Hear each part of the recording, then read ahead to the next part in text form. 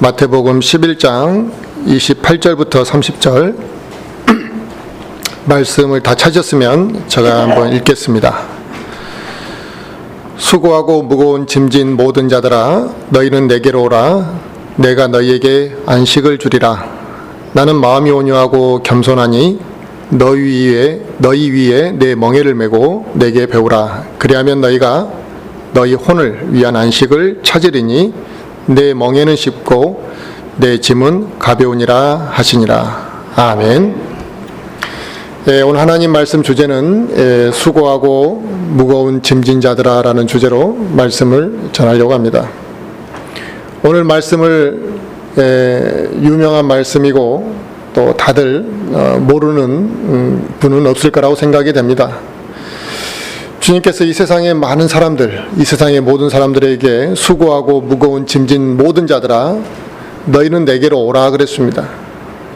그러면 내가 너희에게 안식을 주겠다 그랬는데 이 세상에 짐을 안 지고 살아가는 사람이 누가 있겠습니까? 그래서 모든 사람들에게 주님이 말씀하시는 것입니다.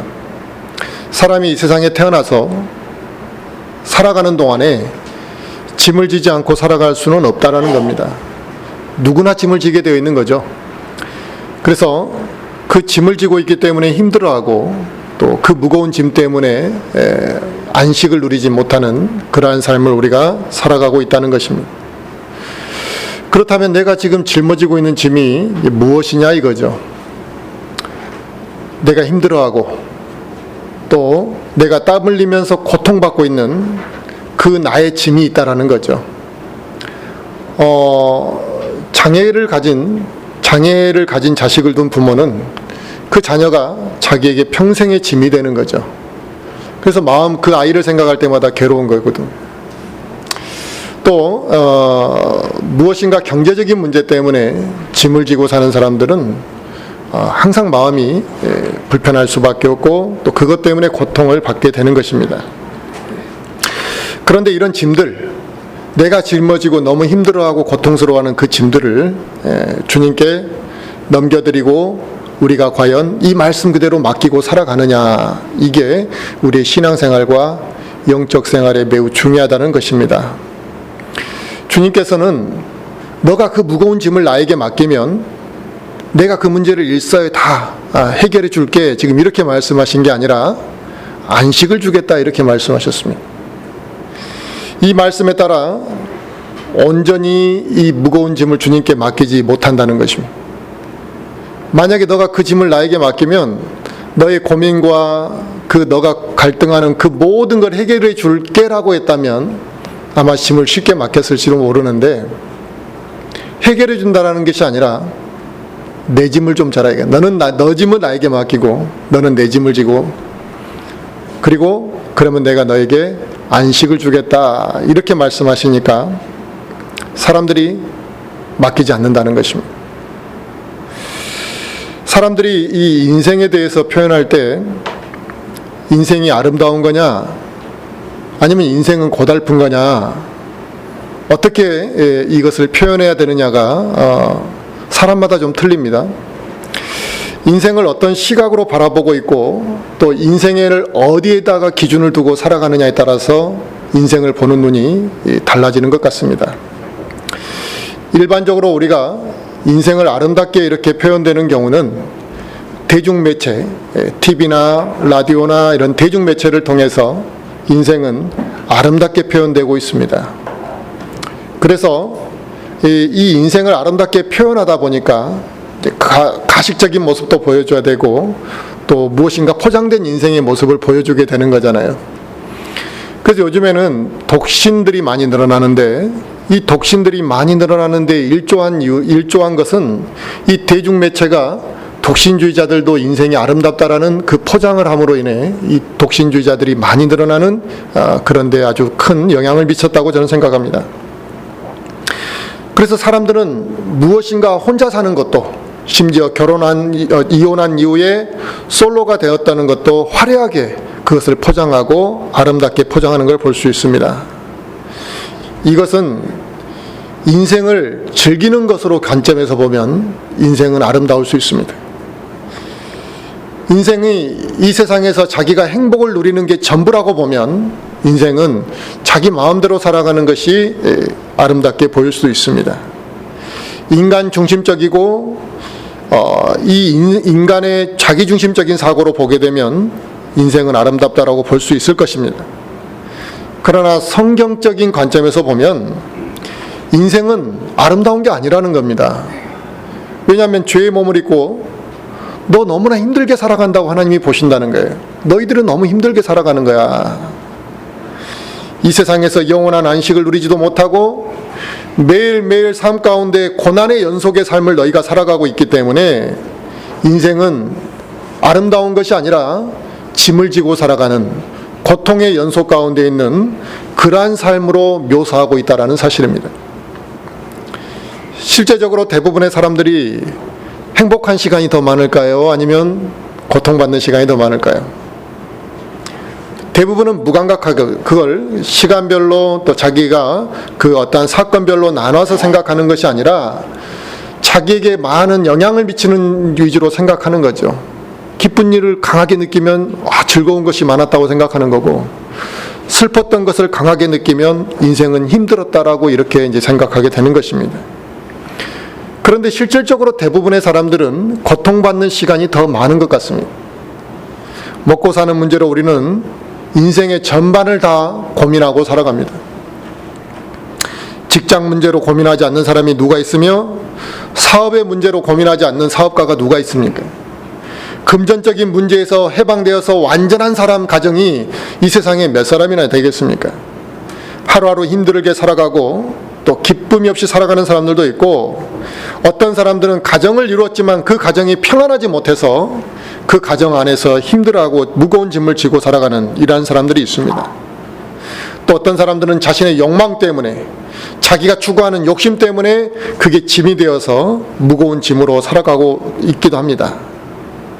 이처럼 인생의 짐이라는 것은 나이가 많고 적음을 떠나서 누구나 짊어져야 되는 짐이라는 것을 우리가 생각하고 있다면, 그리고 내가 그 짐을 벗어버려야 된다는 걸 안다면, 이제 우리는 이 짐에 대해서 어떻게 할 것인가를 생각해 봐야 될 것이라 이겁니다.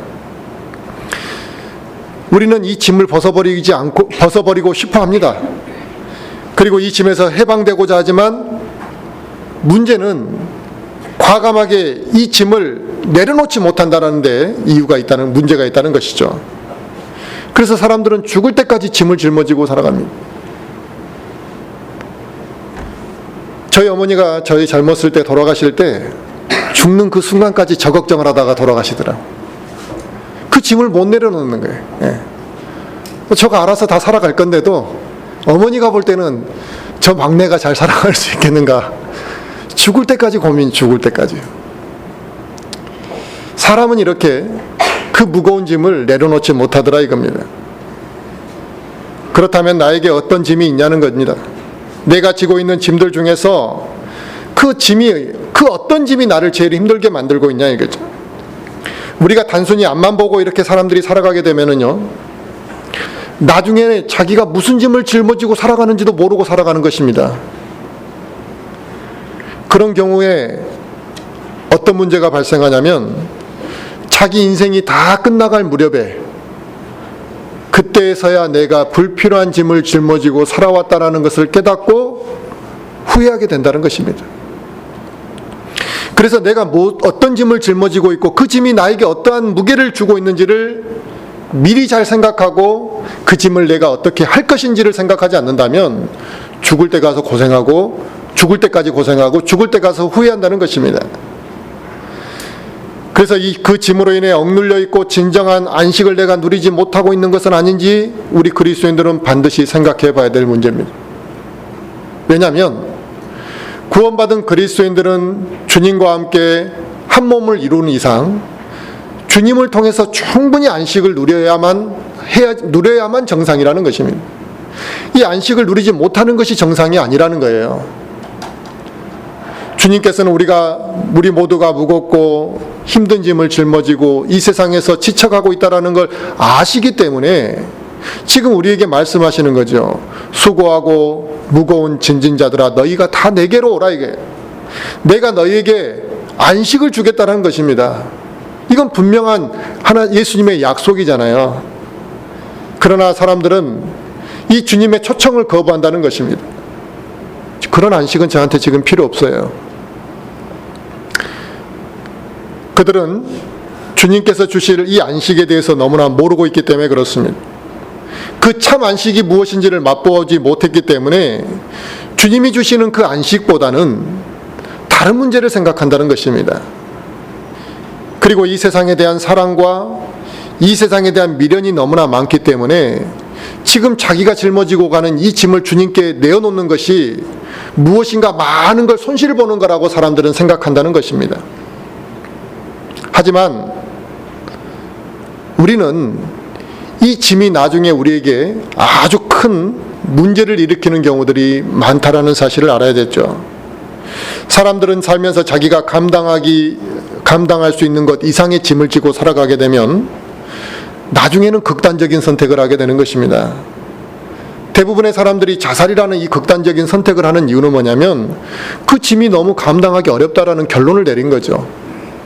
우리가 뉴스나 이러한 여러 가지 소문과 소식을 통해서 듣게 될 때 어떤 사람들은 그런 사람들 있잖아요. 빚쟁이에게 시달리고 사업에 망해서 고통받다가 그 힘든 시간을 자기가 참고 인내하고 해결하려고 노력은 하지만 이제 여기서 좀 벗어나고 싶은데 벗어날 방법은 없고 이제 내가 해결할 방법이 없다고 할 때 정신적이고 육신적인 문제에서 내가 벗어날 수 있는 방법은 자살밖에 없구나. 이렇게 극단적인 선택을 한다는 것입니다. 내가 더 이상 도움의 손길을 내밀 수 없게 될 때 그래서 극단적인 방법으로 그 고통에서 벗어나려고 하지만 사실 그것이 문제 해결이 되지는 못한다는 거죠. 왜냐하면 죽음 이후에 심판과 영원이라는 시간이 있기 때문에 자살로 모든 문제가 해결될 수는 없다는 것입니다. 그런데 안타까운 것은 교회를 다니는 사람들 중에서도 자살하는 사람들이 의외로 많다는 사실입니다. 분명히 주님께서 해결책을 제시하셨고 안식을 누릴 수 있는 방법이 무엇인지를 말씀했는데도 불구하고 또 이 말을 얼마나 많이 들었겠습니까? 그런데도 그 짐을 절대로 주님 앞에 맡기지 못하니까 안식을 누리지 못하고 극단적인 선택을 하는 그러한 교인들도 있다는 사실입니다. 이런 우리 인간들에게 주님께서는 해결책을 말씀하셨어요. 그게 뭐냐? 우리의 무거운 짐을 주님께 맡기라 이거예요. 그리고 주님으로부터 안식을 받으면 너희가 편안하고 너희의 짐이 가벼워질 것이고 인생의 길을 쉽게 걸어갈 수 있다는 것입니다. 지금 내가 짊어지고 가는 그 짐이 내 실수 때문에 생긴 짐도 있을 것이고 내가 어떤 욕망과 욕심 때문에 생긴 짐도 있을 것이라 이겁니다. 또 그게 죄의 짐일 수도 있고 그게 무엇인가 세속적인 짐일 수도 있는데 그걸 주님께 맡겨보라 이게. 그리고 우리가 주님과 함께 멍에를 메고 그냥 이제 그걸로 끝나는 것이 아니라 주님을 통해서 배우라 이겁니다. 아까 29절을 다시 한번 보시면 나는 마음이 온유하고 겸손하니 너희 위에 내 멍에를 메고 내게 배우라. 그리하면 너희가 너희 혼을 위한 안식을 찾으리니 그랬습니다. 그러니까 우리가 주님께 무엇인가를 맡긴다라는 것은 내 짐을 내동댕이 치듯이 맡기는다는 개념이 아니라 주님의 멍에를 맨다는 것이에요. 그리고 주님을 배우라는 겁니다. 이게 되지 않으면 우리가 주님 앞에 짐을 맡길 수도 없을 뿐만 아니라 맡겼다 할지라도 안식을 누리지 못하게 되는 겁니다. 주님의 무엇을 배워야 됩니까? 주님의 마음을 배우고 주님의 생각과 마인드를 우리가 배워야 되는 것이죠. 그러면 혼의 진정한 안식을 찾게 될 것이라 이렇게 말씀하셨습니다. 우리가 그러잖아요. 무엇인가를 그걸 다 이제 어렸을 때 막 집착하던 것들 있잖아요. 예, 젊은 시절에. 근데 나이 들어서 보면 그게 쓸데없는 거에 우리가 목숨 걸고 살았다는 것을 알게 된다는 것이죠. 어린 아이들이 핸드폰에 목숨 걸고 살지만 한 몇 년만 지나면 그게 목숨 걸 일이 아니라는 걸 다 안다는 것입니다. 또 우리가 무엇인가를 내려놓고 나면 정말 내가 쓸데없는 데다가 애착을 가졌구나라는 걸 알게 되는 것입니다. 이것은 우리가 혼의 안식에 대한 것을 잘 모르고 육체적인 편안함만을 추구하는 사람들은 지금 주님이 말씀하시는 이 말이 도무지 납득이 안 되고 받아들여질 수가 없는 것입니다. 이 혼에 대한 안식이 얼마나 소중하고 혼에 대한 안식이 얼마나 필요한지를 모르게 되면 이 말이 지금 받아들여질 수가 없습니다. 우리는 술래잡기 놀이라는 그 놀이를 압니다. 술래잡기라는 게 술래가 눈을 가리고 흩어져 있는 사람들을 찾는 거잖아요. 그러면 이쪽에서 사람이 박수를 치고 오라 그러면 그리 가는 것이고, 또 저쪽에서 박수를 치면 우리가 그 사람 잡으려고 저리 가는 것이라 이거죠. 그래서 이쪽에 사람이 있는지 저쪽에 사람이 있는지 나를 잡아보라고 하는 그 사람을 잡기 위해서 우리는 혼란스러운 시간을, 그 술래가 이제 갈팡질팡하는 그 시간들을 갖게 되는 거죠. 이게 우리의 인생의 마찬가지라 이거예요. 술래잡기 하듯이 인생을 살아가게 되면 방향성을 잃어가고 불안해하고 어디로 가고는 가야 될지도 모르는 이런 인생을 살아간다는 것입니다. 우리가 내일 일을 알지 못한다 이게. 그리고 우리가 우리의 인생의 어두운 길을 걸어갈 때 앞이 보이지 않기 때문에 우리는 두려워하고 갈팡질팡하게 되어 있는 것입니다. 당연히 넘어질 때도 있을 것이고 당연히 실수할 수도 있을 것이라 이겁니다. 그래서 주변에 나에게 분명한 확신과 주 안에서 안식을 누리지 못한다면 주변에서 어떤 사람이 말하게 되면 우리는 거기에 너무 민감하게 반응한다는 것입니다. 내가 주 안에서 확신과 안식이 없기 때문에 이쪽에서 말하면 이쪽을 따라가고 저쪽에서 소리가 들리면 저쪽을 따라간다는 거예요. 하지만 우리가 주님의 음성을 따라 그분과 함께 손을 붙잡고 걸어간다면 내가 눈을 가리고 있더라도 또 어두운 길을 갈지라도 크게 나에게 두려움이 생기지는 않을 것이라는 것입니다. 우리가 예수 그리스도께 나의 짐을 맡긴다라는 것은 내가 지기 싫어하는 짐을 맡겨라 이런 의미가 아닙니다. 그런데 대부분은 자기가 지기 싫어하는 짐을 주님께 맡기려고 한다는 것입니다. 기도할 때 보면 압니다. 아무렇지 않게 살아가다가 정말 힘들 때만 주님을 찾아가는 경우들이 있어요. 그리고 정말 자기가 곤욕스러운 것만 주님 앞에, 하나님 앞에 해결해달라고 구하는 경우들이 있다. 지금 주님이 말씀하시는 건 그런 짐을 나한테 맡기라 이런 말이 아니라 너가 정말 지기 싫어하는 짐은 나에게 맡기고 너는 이제부터 편안하게 쉬어라 이런 의미가 아니란 말이에요. 이 세상에 살아가는 동안 수많은 짐들이 있는데 또 우리는 불필요한 짐도 짊어지고 살아가고 있는데 내 욕망과 욕심에 휩싸여서 살아가고 있는데 그 짐들을 주님께 다 맡기고 그리고 너는 주님이 짊어지고 있는 그 짐을 져라. 짐을 바꾸자 이거예요. 주님의 짐은 가벼우니까. 그런데 주님의 짐을 짊어지고 싶지 않은 거예요. 왜? 그 주님의 짐을 짊어진다라는 게 아까 주님의 마음을 배우고 주님의 생각과 성품을 닮아가는 걸 의미하는 거잖아요. 근데 그건 싫은 거예요. 주님께서 주시는 그 짐은 우리에게 좌절감을 안겨주거나 우리에게 상처를 주는 그런 짐이 아니잖아요. 예수님을 닮아서 우리가 손해볼 일은 없잖아요. 그런데 우리가 무엇인가 직장과 대학에 입학의 합격을 위해서 추구하는 그 짐들은 실수하면 뭐예요? 상처가 데미지가 크다는 거예요.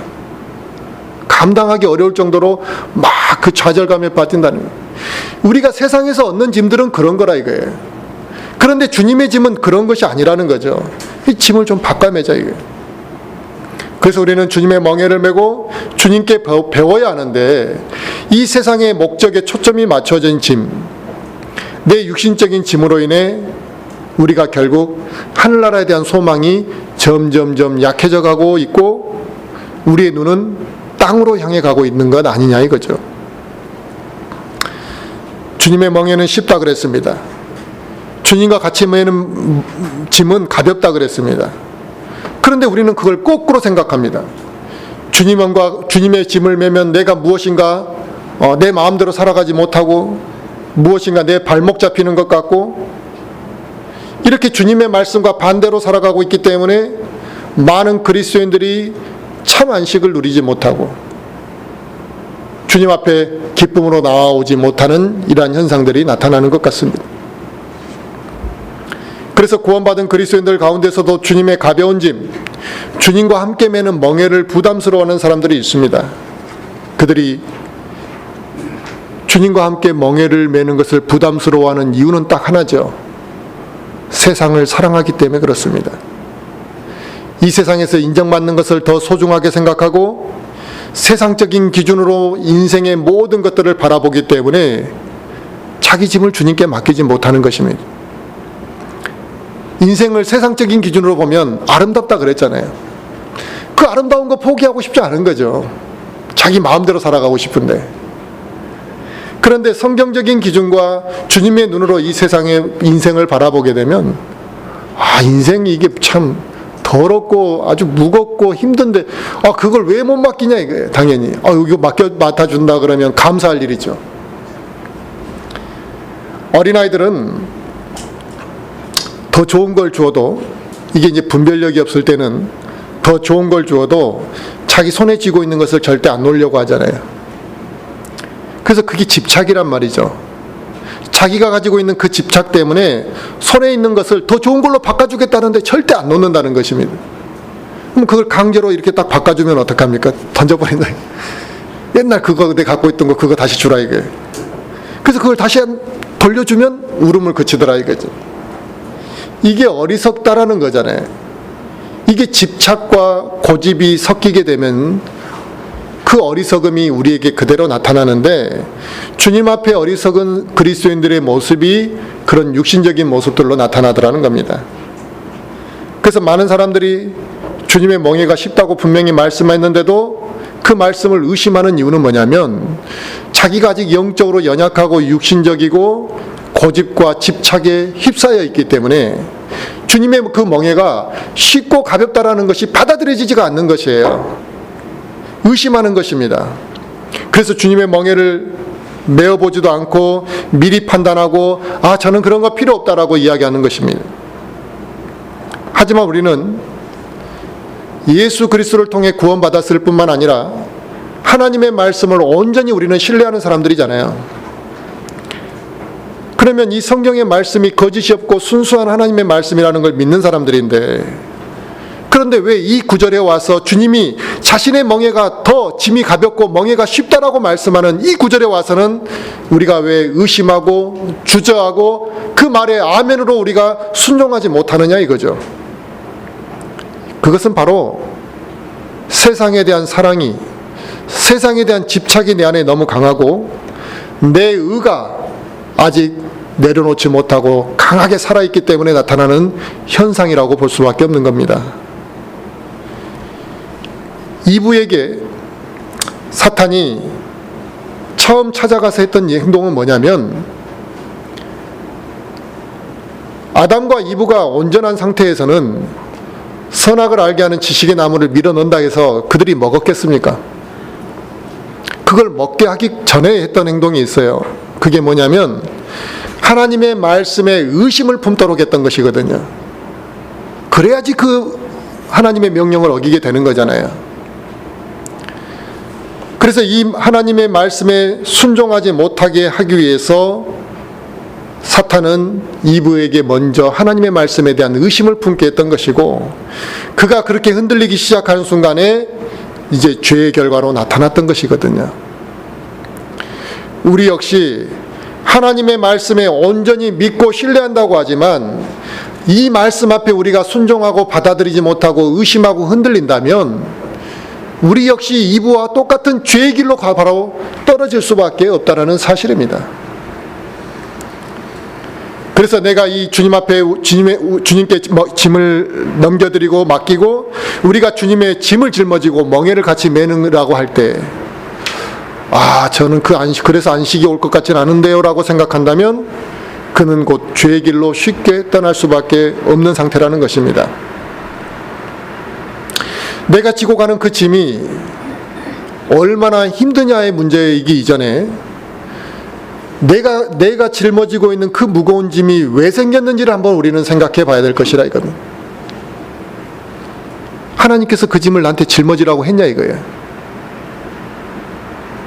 하나님께서 나에게 주신 짐이 아닌데 자기가 만든 짐인데 막 하나님이 주신 거 막 자기한테 그런 고난을 겪으라고 한 것처럼 그렇게 포장하면 안 되는 것이라.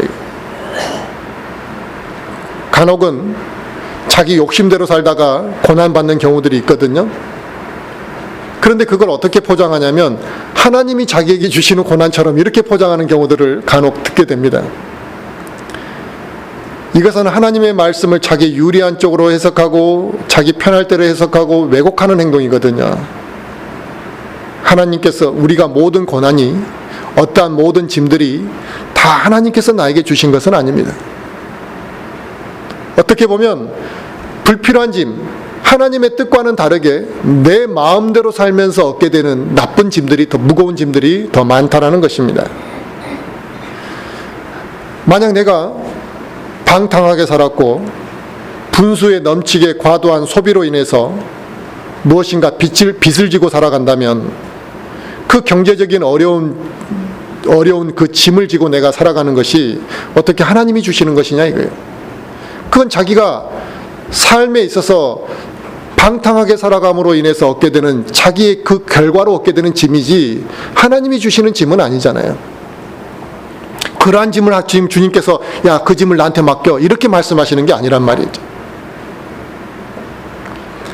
그래서 우리는 내가 짊어지고 있는 그 짐이 왜 생겼는지를 먼저 생각해 보고 이 짐을 훌훌 털어버릴 거냐, 그냥 버릴 짐이냐, 아니면 이게 주님 앞에 맡길 짐인지를 잘 생각해 보고 주님 앞에 맡길 것들은 맡겨야 된다는 것입니다. 알렉산더 왕이 군대를 데리고 이 페르시아와 전쟁을 할 때가 있었는데 이 전쟁을 앞두고 있는데 군인들이 힘이 없더라는 것입니다. 일정한 시간에 몇 킬로의 행군을 해서 그 이제 며칠 안에 그 전쟁터까지 가야 되는데 계속 그 목적에 못 도달하더라는 거죠. 그래서 이 왕이 이유가 무엇인가 하고 이렇게 살펴봤더니 이미 그 전의 전투에서 얻은 그 노획물들을 막 짊어지고 노획물을 갖고 오니라고 행군의 속도가 늦어지더라는 거죠. 그래서 왕이 명령한 거예요. 그거 다 버리라고. 그런데 군사들은 어떻게 생각하냐면 이 노획물을 내가 목숨 바쳐 싸워서 이긴 결과로 얻은 노획물인데 이거 어떻게 버리냐 이게. 안 버리려고 한다는 거지. 그래서 왕이 잔뜩 알렉산더 왕이 아주 이제 막 분노를 내서 그 노획물들을 다 이곳에 모아라 해. 모아놓고 그냥 그 자리에서 불질러 버렸다는 것이. 그렇게 명령에 순종하고 불평은 했지만 결국 몸이 가벼워지고 전쟁에 집중하면서 결국 페르시아와의 전쟁을 승리로 이끌었다는 것이거든요. 군인의 목적은 노획물에 있는 것이 아니라 전쟁을 승리하는 데 목적이 있는 것이거든요. 그런데 불필요한 짐 때문에 진정한 그 목적을 수행하지 못하고 실패할 수도 있다는 사실입니다. 우리 역시 인생을 사는 목적이 이 세상에서 즐기고 이 세상에서 많은 물질을 얻는 것이 목적에 있는 것이 아니라 하나님 앞에 어떠한 열매를 맺을 것인가, 내가 얼마나 하나님과의 교제를 하면서 하나님께 영광을 돌려드릴 것인가에 그 삶의 목적이 맞춰져 있어야 되는데 그러한 것들이 우리에게 맞춰져 있지 않다면 그리스도의 군사로서의 역할을 수행하지 못하고 결국에는 엉뚱한 결과를 초래하게 될 것이라는 것입니다. 지금 당장은 내가 추구하는 그것, 내가 추구하는 이 세상의 것들, 이 육신적인 것들이 더 좋아 보일 수는 있습니다. 그러나 그것을 추구하게 되면 그리스도인으로서 주어진 삶의 목적에서 벗어나게 될 수 있다는 사실입니다. 우리가 짐을 내려놓고 주님의 멍에를 매야 하는 그것은 이유는 주님과 함께 매는 그 멍에가 우리의 삶을 끝까지 붙잡아 주기 때문에 그렇습니다. 그 멍에가 나를 교만하지 않게 만드는 것입니다. 주님의 짐이 나를 더 겸손하게 만들기 때문에 그렇습니다. 그런데 우리가 짊어지고 가는 짐은 어떻습니까? 우리를 교만하게 만들고, 우리를 완악하게 만들고, 우리가 또 지치고 힘들 뿐만 아니라 실망하게 만들고, 우리가 짊어지고 가는 짐들이 그렇더라는 것이에요.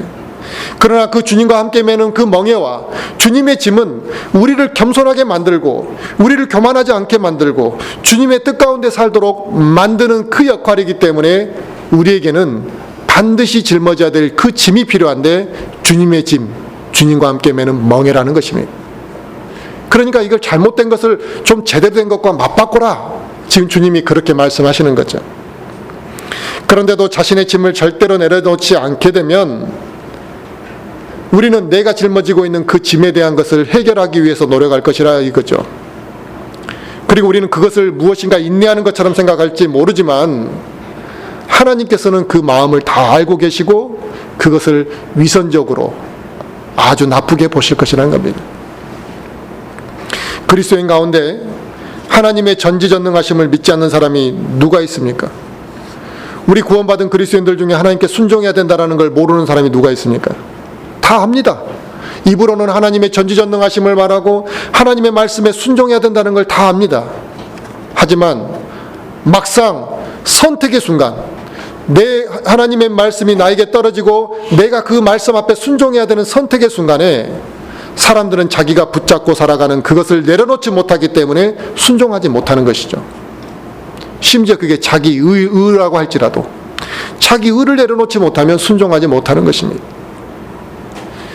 우리 각자가 붙잡고 있는 것들을 내려놓지 못하고 불안해하는 것은 그 하나님에 대한 온전한 신뢰가 내 안에서 아직 형성이 되지 못한 거죠. 이런 현상이 우리에게 지속되면 단순히 나의 짐을 주님께 맡기지 못할 뿐만 아니라 내가 주님 앞에 내 짐을 맡기지 못한다는 것은 절대로 하나님 앞에 헌신할 마음이 되어 있지 않다는 것을 반증하는 것이죠. 우리가 내 짐을 주님께 맡기기 위해서 하나님과의 교제가 풍성해져야만 합니다. 하나님과의 교제를 통해서 내가 기쁨도 누리고 안식이 얼마나 좋은지도 깨닫게 되고 경험해보고 그리고 나서 내 짐이 얼마나 불필요한지를 느끼게 되면 이 말씀 앞에 순종하는 건 아무것도 아니거든요. 그런데 하나님과의 교제가 풍성하지 않으면 하나님이 주시는 그 안식을 누려보지 못하고 경험해보지 못하면 이 짐을 맡기는 게 너무나 고통스럽고 불안하게 느껴지는 것입니다. 이스라엘 민족은 이 선택받은 백성들이었기 때문에 이들은 수천 년 동안 하나님을 섬겨왔잖아요.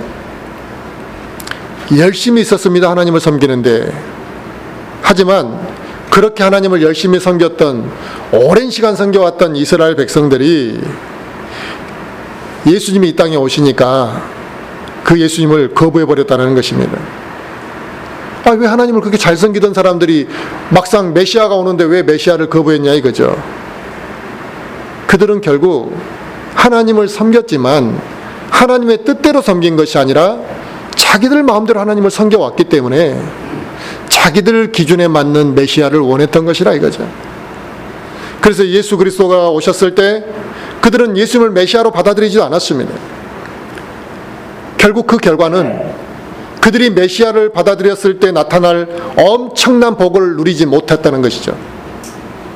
이스라엘 백성이 그 당시 예수님을 메시아로 받아들였으면 인류 역사는 달라지는 것이거든요. 이스라엘 백성만 달라진 것이 아니라 인류 역사 자체의 완전한 이 흐름이 이런 역사가 아니라 역사 자체가 달라져 버리는 것이었어요. 그리고 이스라엘 백성들이 얼마나 복된 축복된 민족이 됐겠습니까? 그런데 그 많은 엄청난 복을 그들이 잃어버리고 포기하게 됐던 것이죠. 하나님의 전능하심, 하나님의 자비로우심을 정말 내가 마음으로 그렇게 느껴지느냐 이겁니다. 하나님이 전지전능하시고 그분이 자비로우시다는 게 믿어진다고 한다면 우리 짐을 다 주님께 맡기시기 바랍니다. 그리고 주님의 멍에가 더 쉽다라는 그 말씀을 의심 없이 다 받아들이셨으면 좋겠습니다. 다윗도 시편 37편 5절에 내 짐을 다 주께 맡기라 이거예요. 그래야면 내 짐을 다 주께 맡기라 또 그분을 신뢰하라고 말씀하셨습니다. 자기가 하나님 앞에 섬겨보고 인생을 살아보니까 내 짐을 주께 다 맡기고 그분을 신뢰하는 것이 인생의 복되다라고 다윗도 고백했다는 거예요. 주님이 오시기 이미 전에 다윗이 그것을 깨달았다는 거예요. 너 짐을 주께 맡겨버려. 그렇게 되면 우리의 영적 생활에 큰 변화가 나타나게 될 것입니다. 우리가 주님께 짐을 맡긴다라는 것은 내가 수수방관하는 그런 게 아닙니다. 간혹 안타까운 것은 자녀들이 막 나갈 때까지 막 나가다가 이제 더 이상 자포자기 상태가 되면 주님께 맡겼어요, 이렇게 말하는 사람들을 자주 보게 됩니다. 그거 맡기는 거 아니거든요. 수수방관하는 거지. 주님께 맡긴다라는 것은 내가 정말 이해가 희망이 있을 때 있잖아요. 무엇인가 막 가르치면 성적도 올라갈 것 같고 무엇인가 좀 재능이 좀 좋아질 것 같고 이럴 때 주님 앞에 맡기라는 것이, 할 거 다 해보고 안 되니까 뭐 주님께 맡겼어요. 이 맡긴다라는 의미를 완전히 잘못 알고 있는 부분들이 있는데, 이 수수방관하거나 막연한 기다림의 의미가 아닙니다. 내 짐을 그분께 맡기고 난 이후에 이제는 내 짐이 가벼워졌기 때문에 이제 주님의 멍에를 메고 살아가는 것이지 완전히 내가 짐에서 벗어나는 것이 아닙니다.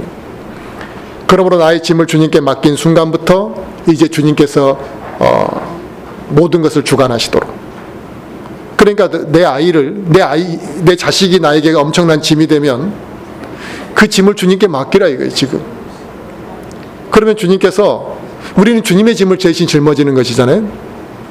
주님, 우리 아이를 주님께서 도와주시고 또 함께 해주시고 뭐 지혜와 명철도 주시고 그 앞날을 좀 지켜주시래요. 또 내가 저를 어떻게 키울까요, 주님? 이란 내가 무엇인가 좀 더 객관적이고 주님 안에서 안식을 누리면서 자식을 바라보게 되고 여유를 갖게 되니까 좀 짜증도 좀 덜 내게 될 것이고 자식과 소통하는 것도 좀 더 잘 될 텐데, 자기가 짐을 다 짊어지고 난 다음에 안 되면 두드러 패고 욕도 하고 화도 내고, 그래서 내 멋대로 안 되면 에휴 주님의 뜻대로 그냥 키워주시오 이런 것이 아니라는 겁니다. 또 마찬가지로 내가 무엇인가 주님의 짐을 맡겼을 때 내가 사업을 하고 무엇인가 인생을 살아가는 문제에 있어서 주님의 뜻대로 내가 이 사업을 어떻게 끌어가는 것이 맞는지, 내가 이 직장 생활을 어떻게 하는 것이 맞는지 물어보면서 내가 뭔가 안식을 누리고 기쁨으로 그 일도 해가는 것이 돼야 되는데, 자기 마음대로 다 해놓고 나서 이제 더 이상 풀 수 없는 딱 이제 외통수에 다다르면 주님 맡기겠습니다 이런 개념이 온다는 거죠.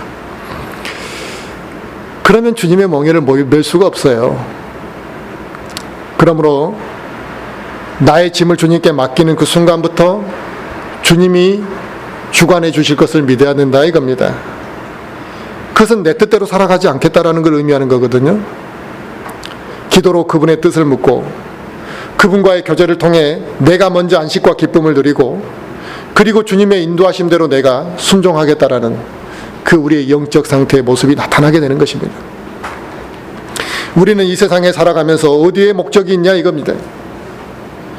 근심 걱정 없이 내가 이 세상에 좀 편안하게 살아봤으면 좋겠다, 이게 우리 인생의 목적이냐 이거죠.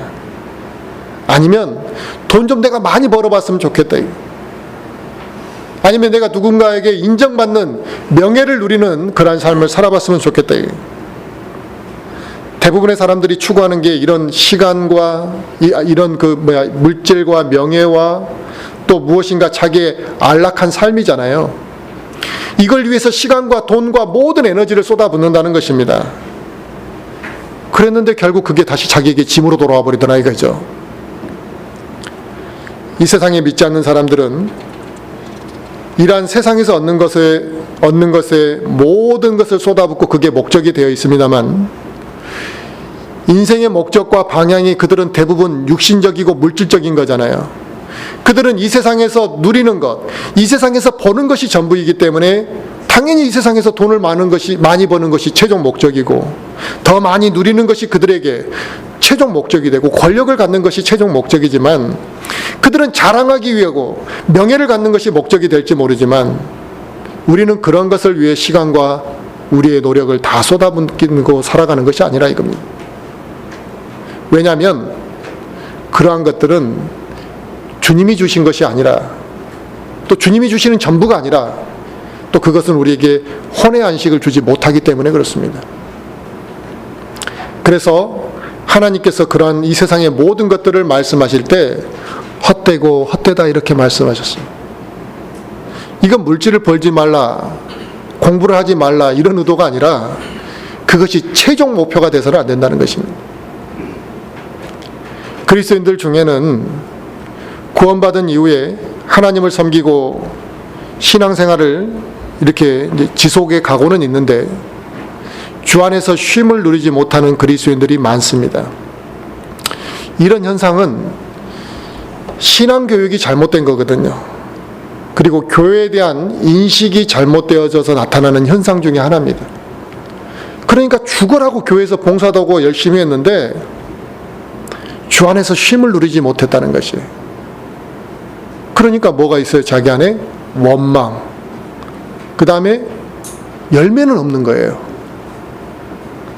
그러한 현상이 그들에게서 나타나는 또 이유 중에 하나는 뭐냐면 주님께 짐을 온전히 맡겨드리지 않고 살아왔기 때문에 혼의 안식보다는 육신의 만족을 추구하고 살아왔기 때문에 신앙생활을 오랫동안 해왔고 무엇인가 열정이 있었음에도 불구하고 진정으로 주님이 주시는 쉼을 누리지 못했다는 것입니다. 주님이 주시는 진정한 안식을 누리기 위해서는 첫 번째 구원에 대한 확신이 선행되어야만 하겠죠. 구원을 받지 아니하고 어떻게 주님이 주시는 안식을 누릴 수 있겠습니까? 구원에 대한 확신이 선행되어야만 하는 것이고, 두 번째는 육신의 조급한 마음으로 신앙생활을 이어가서는 안 된다는 것입니다. 열심을 가지고 있을지라도 자기 짐을 주님 앞에 온전히 맡기지 못하면 영적인 일들에 많은 시간을 쏟아붓고 나서도 혼의 안식을 누리지 못할 수 있다는 것입니다.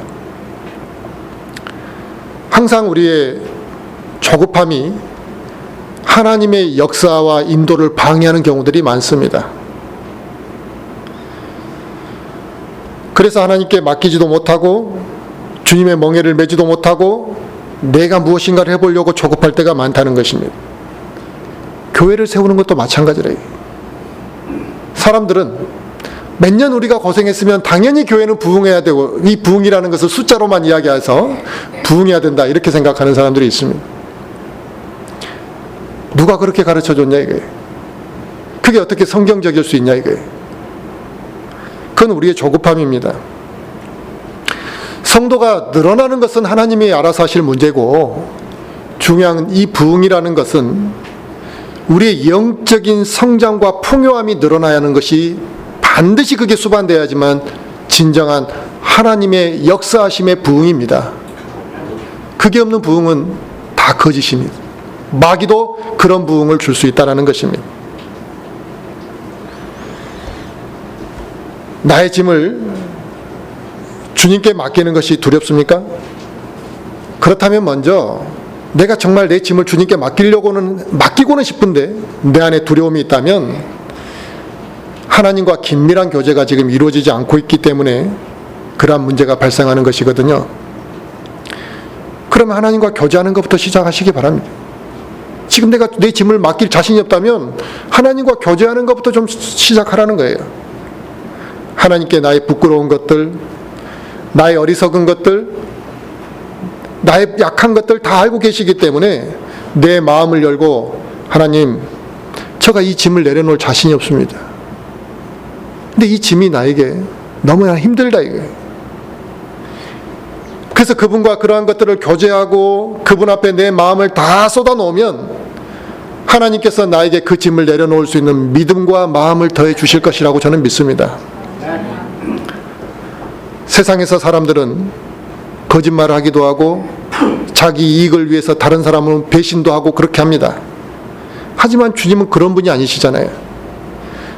주님은 자기의 약속을 어기시는 분이 아니기 때문에 수고하고 무거운 짐진 자들아 다 내게로 오라, 이 말씀 앞에 우리가 의심하고 걱정할 이유가 전혀 없다는 것입니다. 그래서 다윗이 시편 55편에 내 짐을 주께 맡기라 이거예요. 아까는 시편 37편에서 다윗이 그렇게 말했고, 이제 시편 55편 22절에 내 짐을 주께 맡기라. 그리하면 그분께서 항상 너를 붙잡으시고 의로운 자가 흔들리는 것을 결코 허락하지 않으시겠다. 이렇게 말씀하고 다윗도 고백하고 있다는 거예요. 중요한 것은 주님의 나의 삶을 주님께서 주관하고 계시느냐 아니냐 이거예요. 우리가 신앙생활을 10년 했냐, 20년 했냐, 구원받은 지 30년 됐냐, 50년 됐느냐가 중요한 게 아니라 지금 나의 삶을 주님께서 주관하고 계시느냐가 중요한 것입니다. 큰일이 있을 때 정말 급할 때만 주님을 찾는 것이 아니라, 또 내가 뭔가 아쉬울 때만 주님께 무엇을 맡기는 것이 아니라 지금 당장 나의 모든 짐을 주님께 맡기고 그 짐 중에 심지어 원수 갚는 것조차도 주님께 맡기라. 우리가 먹고 사는 문제도 주님께 맡기라. 나의 삶의 전반적인 모든 것들, 자식을 키우는 것도 주님께 맡기라. 우리가 주님께 모든 것을 맡길 수 있을 때 우리의 믿음도 한 단계 더 성숙할 수 있다는 사실입니다. 모든 것을 주님께 맡기고 주님의 인도하심을 경험하게 되면 이제 우리가 주 안에서 자유함이 무엇인지를 알게 되는 것입니다. 짐을 넘겨드리지 아니하고 주 안에서 자유함을 누린다는 것은 그 말이 안 되는 이야기거든요. 우리가 주 안에서 자유함을 맛보게 되고 주님의 안식을 경험하면 이 성령 충만과 평안이 무엇인지를 우리가 당연히 경험하게 될 것입니다. 성령님의 충만하심이 내 안에 있다면 당연히 뭘 또 느끼겠습니까? 샘솟는 기쁨을 누리게 되는 것입니다. 그래서 그리스도인이 그렇게 세상에서 잘 사는 것도 아니고 명예가 있는 것도 아니고 그런데 기뻐한다는 거예요. 이게 믿지 않는 사람들이 볼 때는 말로 설명할 수 없고 이게 앞뒤가 안 맞는 거지만 이게 구원받은 그리스도인들에게는 나타날 수 있는 현상이라는 것이죠. 고난 가운데 있는 자가, 무거운 짐을 지고 살아가는 자가, 또 죄악 가운데 억눌려 있는 자가 오히려 기쁨을 누리고 평안과 자유함을 맛보기 시작하고, 이게 어떻게 세상 논리로 가능하냐 이거예요. 이건 세상에서는 이해할 수 없는 일입니다. 그러나 하나님께서는 우리가 우리의 짐을 주님께 맡기기만 하면 그걸 가능케 하신다는 거죠. 진정한 쉼을 누린다는 것, 우리가 어디 놀러가서 쉼을 누리는 것이 아니라 그게 전부가 될 수 없다. 우리가 진정한 쉼을 누리는 그 한 가지는 예수 그리스도께 나의 짐을 맡기는 것이고 그분의 짐을 내가 대신 짊어지는 것, 이것이 우리가 진정한 쉼을 누리는 것이고 또 그분을 배워가는 것이 참 안식을 누리게 되는 것입니다. 저와 우리 모든 성도들이 오늘 이 마태복음 11장 28절 29절의 말씀, 수고하고 무거운 짐진 자들아 너희는 내게로 오라 내가 너희에게 안식을 주리라는 이 말씀 앞에 의심 없이 모두가 주님께 짐을 맡기고 주님과 함께 동행하는 삶을 살아가기를 간절히 바라겠습니다.